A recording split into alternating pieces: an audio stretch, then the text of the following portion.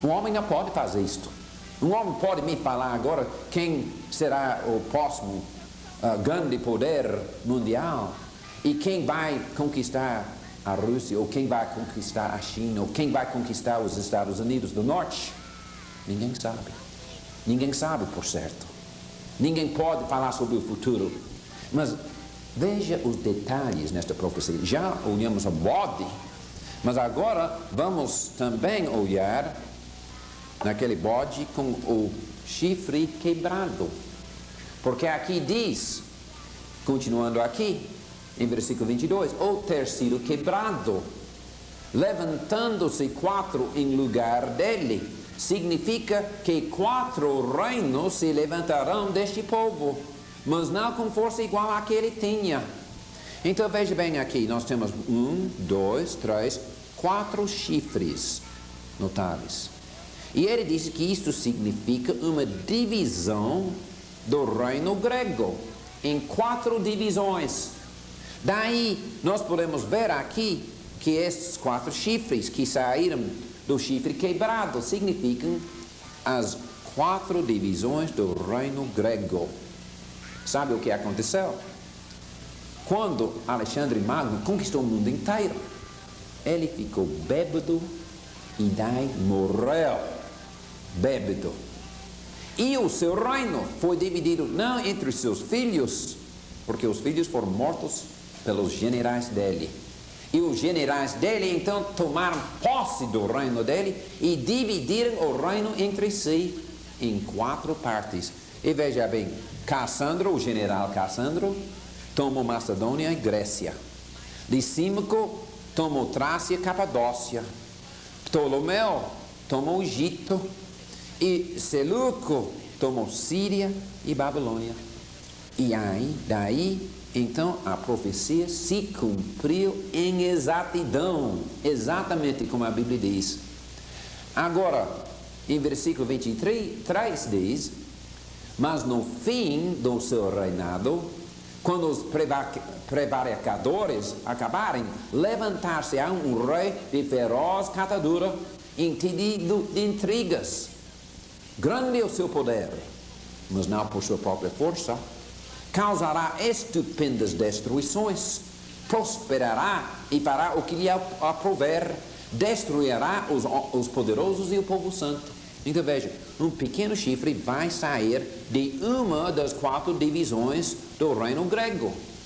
Então não vai sair de Roma, porque Roma nem fazia parte do reino grego. Então este pequeno chifre não pode ser Roma. Tem que ser um rei que sai do império grego. E tem que sair de uma das 4 divisões do império grego. Então isto quer dizer então que este pequeno chifre nós temos que achar na história do tempo do reino dividido grego. E de fato encontramos. E o nome deste pequeno chifre é Antíoco IV Epifânio. Este é o nome dele. E ele saiu desta divisão, a 4ª aqui, de Seleuco, da Síria e Babilônia. E nós vamos ver na história como é que ele cumpriu perfeitamente esta visão. Vejamos aqui os 2300 dias de Daniel, capítulo 8, versículos 13 e 14.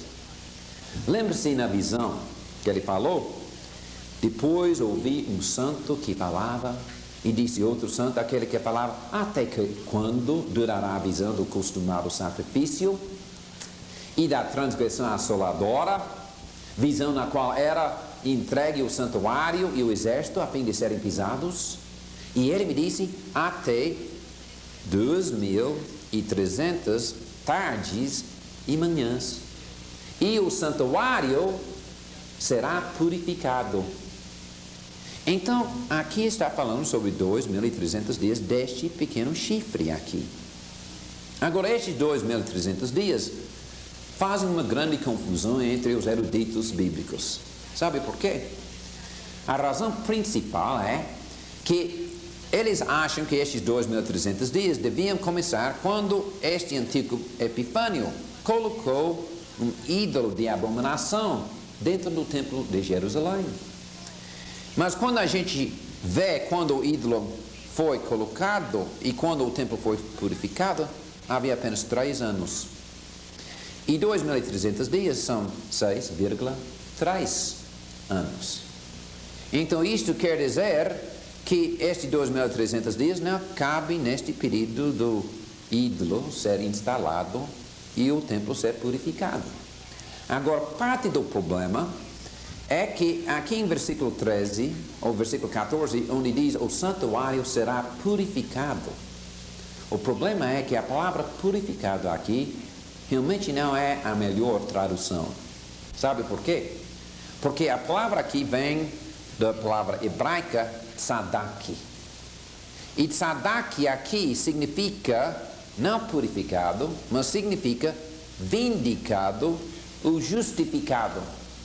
Há muitas versões em inglês que até traduzem vindicado ou justificado, ou pelo menos na margem diz que literalmente em hebraico quer dizer vindicado ou justificado. Agora, vindicado ou justificado não quer dizer a mesma coisa de purificado. Agora, para o templo ser purificado, ou para ser vindicado e justificado, teria que ser purificado, mas muito mais. Também teria que incluir a punição do homem que profanou o templo. E este antigo Epifânio, ele começou a profanar o templo aqui bem no ano 169 a.C. E ele foi morto no ano 163 a.C.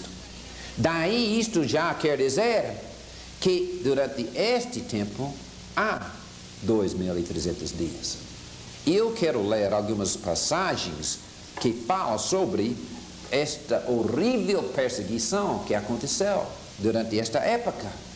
E que como o povo judaico sofreu tremendamente nas mãos deste homem. Eu vou aqui pegar uma Bíblia católica. Agora, qualquer Bíblia revela a vontade de Deus. Quer a Bíblia católica, quer também a Bíblia protestante. Mas, na Bíblia católica tem alguns mais livros no Velho Testamento que não se encontram na Bíblia protestante. A razão é que os judeus nunca aceitaram estes livros como inspirados de Deus.